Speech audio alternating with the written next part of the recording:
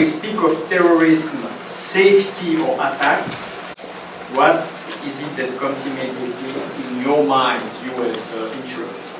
I think the best answer is coming from Michael.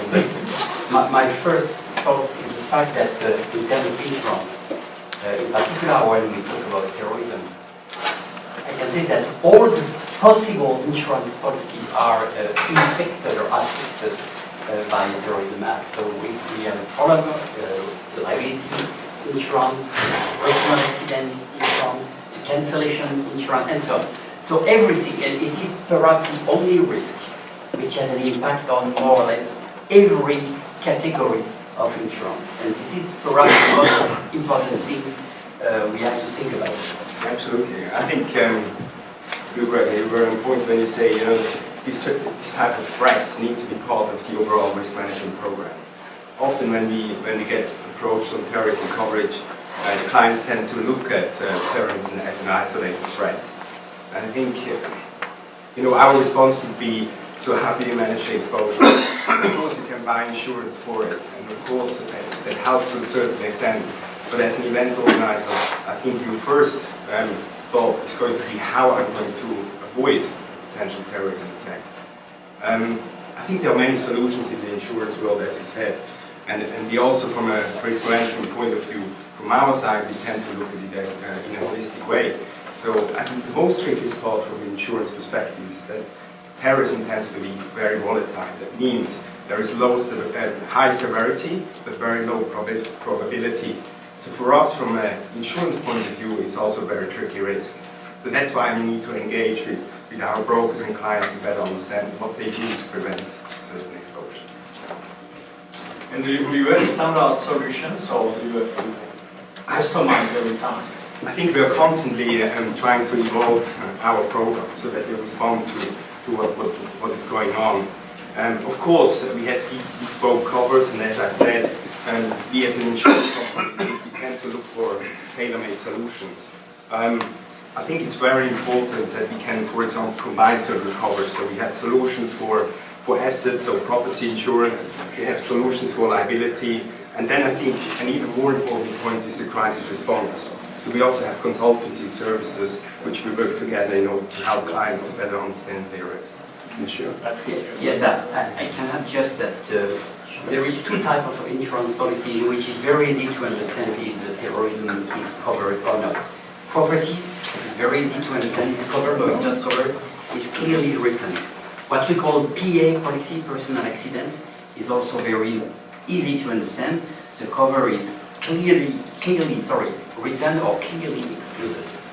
Whereas much more difficult is on cancellation.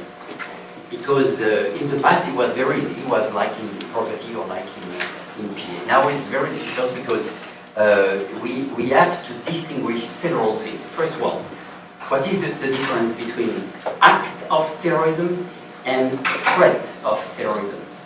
Well, you understand certainly the difference, but in terms of insurance, the consequences are more or less the same.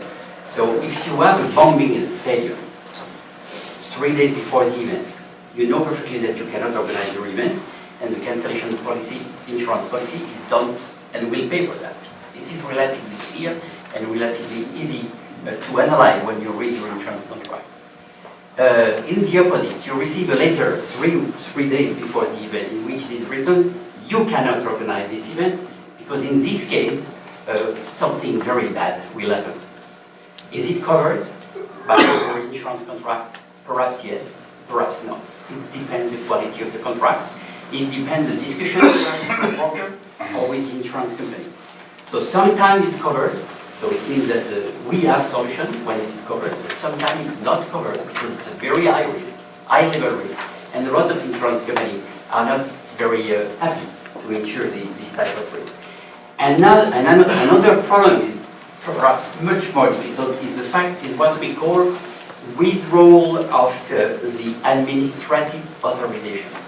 Another example, which happened in France, you have an event is prepared somewhere in Marseille, for example, in the south of France, and we have a terrorism attack in Paris. So this is what happened, unfortunately, recently. So the state of France, the government of France, decide to stop the sport events during a period of 10 days. So all the sport events in France were cancelled during 10 days. It is what we call an administrative decision. It is insured by your cancellation insurance contract. I cannot say yes, because in the majority of the case the answer is no. And if you want to insure that, it's a very difficult problem. It's not totally impossible, but unfortunately, since September 11, the insurance company has decided to introduce a lot of, how I can say that, a lot of details in order to explain what are the consequences of an administrative decision in the case of your event. First of all, the event has to take place certain delay before your event. So if you have a terrorism attack 3 months or 3 days or 3 weeks before the event, and you decide not to organize your event, you are not covered, because the period of time in which the coverage is in force is only, we can say 2 weeks is the maximum. When you organize a mega event like the Olympics, what can you do in 2 weeks? More or less nothing. So the only possibility you have is to cancel the event without any insurance policy. This is the first case, and the second case is where the terrorism act takes place.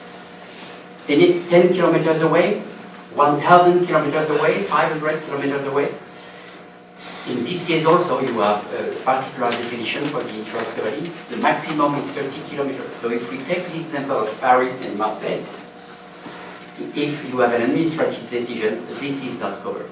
So it's a discussion we have now with a lot of insurance companies, in particular at the Lloyd's of London, in order to explain to them, you cannot impose to an insured company or to an insured event, you cannot refuse to insure this particular type of risk. Because it is not the fault of the organizing committee if something happens 500 kilometers away. But it's a discussion, and I can tell you, for the moment, we have no solution. Absolutely right. I think in terms of insurance, I always feel that insurers tend to be very reactive rather than proactive in terms of such exposures. I'll give you an example. I was sitting at my desk at 9/11 in Zurich Airport. I used to be an aviation underwriter at that time. 2 hours after the plane hit the tower, the market in London on terrorism coverage was completely closed. And every insurer said it's not insurable at the moment of risk, or you pay 300 times more premium. And I always feel like, you know, the reason why insurance companies have been formed is because we have to deliver on our promise, and that's paying a claim. I think avoiding and not looking into the gaps of cover is a mistake. I'll give you an example in what we have done in the past couple of months. We have seen these pictures of the lone wolf attacks. Those guys, individuals, inspired by jihadist organizations, maybe small groups, they have targets very opportunistic, so we don't know where they are. We have realized that in our insurance coverage at the moment that there is a gap. We don't have protection for business interruption, so we have designed a bespoke cover to provide certain or to cover certain financial interest or damages out of such events. For example, there is a business interruption cover, as I just had mentioned. We pay some medical expense, but we also help business rehabilitation after such an event. I think what you said in terms of reputational damage is something also we, from an insurance point of view, want to look into and provide help. Thank you. And let's speak a little bit about liability. How do you address liabilities, and what are the possibilities of coverage for insurance?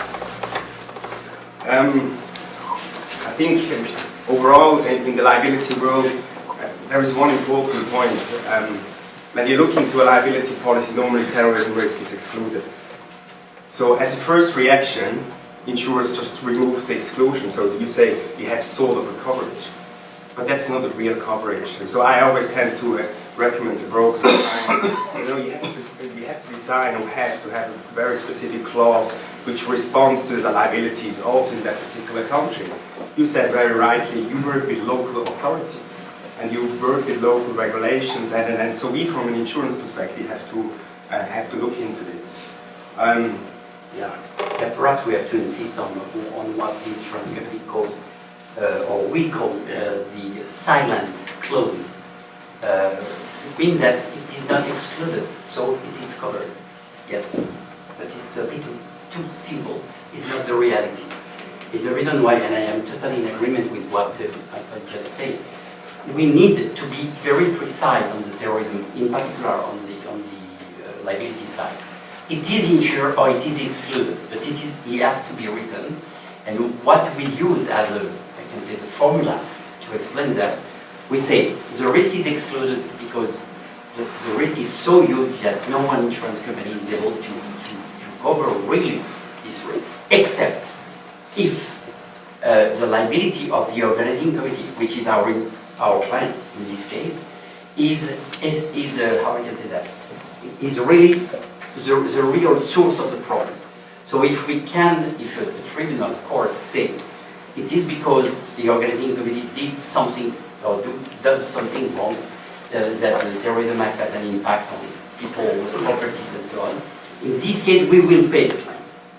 If it is only because the police, for example, outside of the event does not do what they have to do, in this case it is not covered. But my target is to secure and to give security, is the right word, to give security to the organizing committee.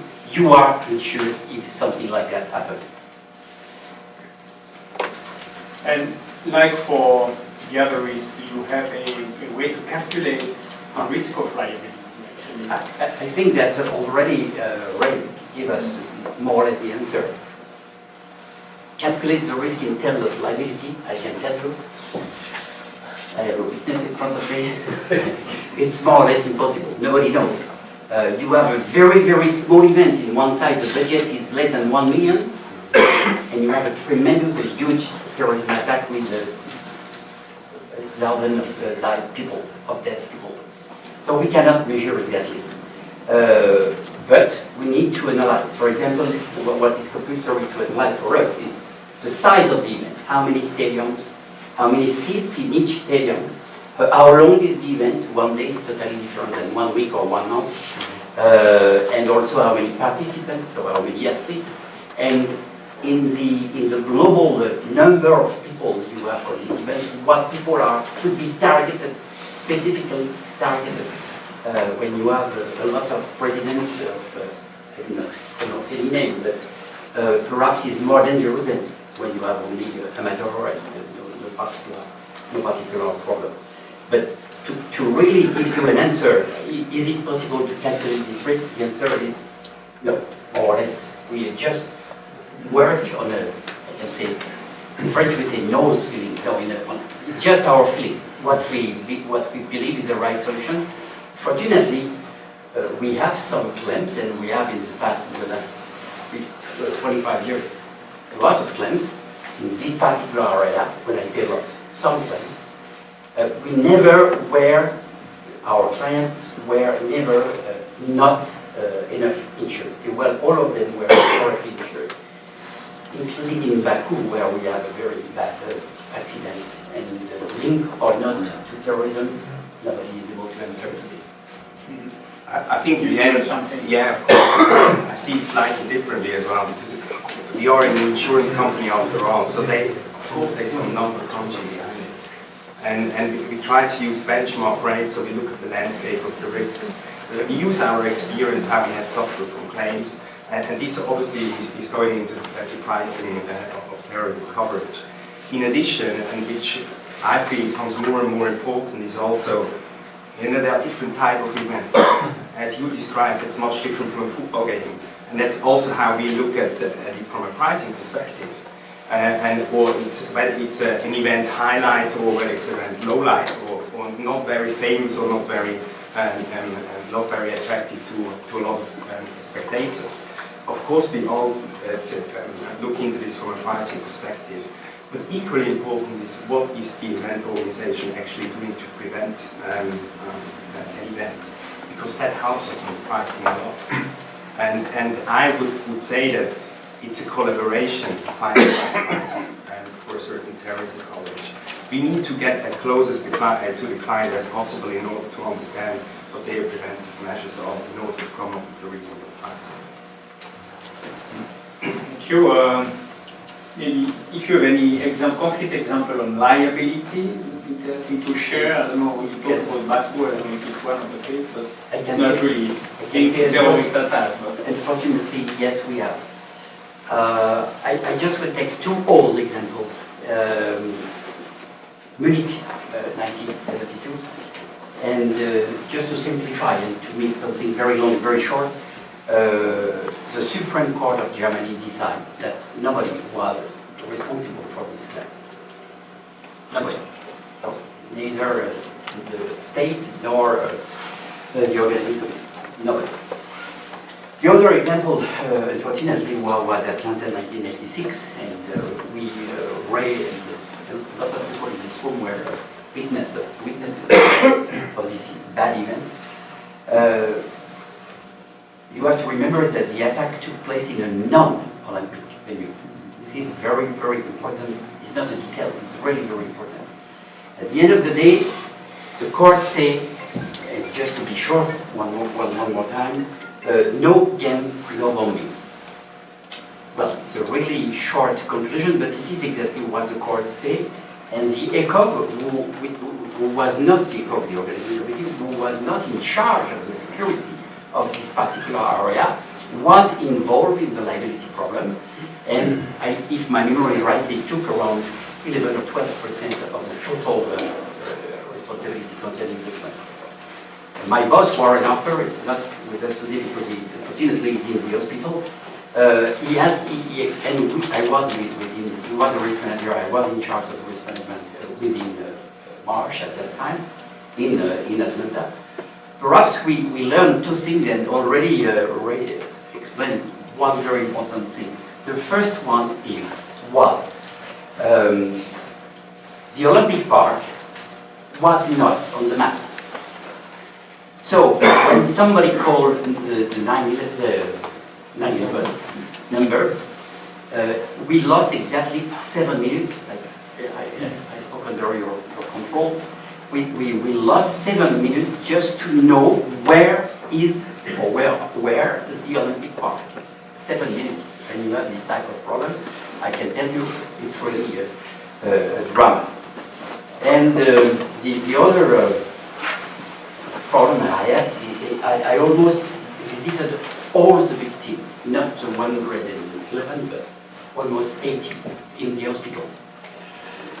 I can tell you is the worst experience in my life. All the people who were injured were, I can say, very, very poor people. The people who were in the Olympic Park were people who had no money to go inside or within the stadium. They stay outside because they have no money and because it was free. So you understand that all these people were really very, very poor. And my first concern was, who will pay the bill at the hospital? And it was my job to discuss with the insurance company. It was not Catlin, it was another one. Very, very good. And I discussed during 44 hours to convince them to pay the medical expense in the hospital.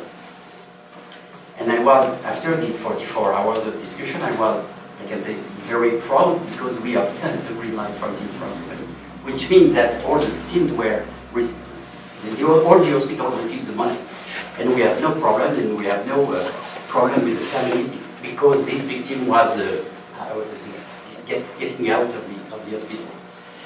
Nevertheless, at the end, when the court took the decision and said no bombing, no games, no bombing, they used the fact that the insurance company of ECOG, of the organizing committee, paid a part of the claim to decide that the local organizing committee was guilty or was responsible. So I can tell you, it's not a very good I can say, experience. But I think that one man, and already now you met today François Carrard. Maître François Carrard was the guy who would say the show must go on. Perhaps you were in front of your TV. I was in front of my TV in Atlanta when I heard François explaining that. This decision was certainly very, very, very difficult to take, and perhaps François, is now the time for you to take the stage and to explain what happened and to conclude this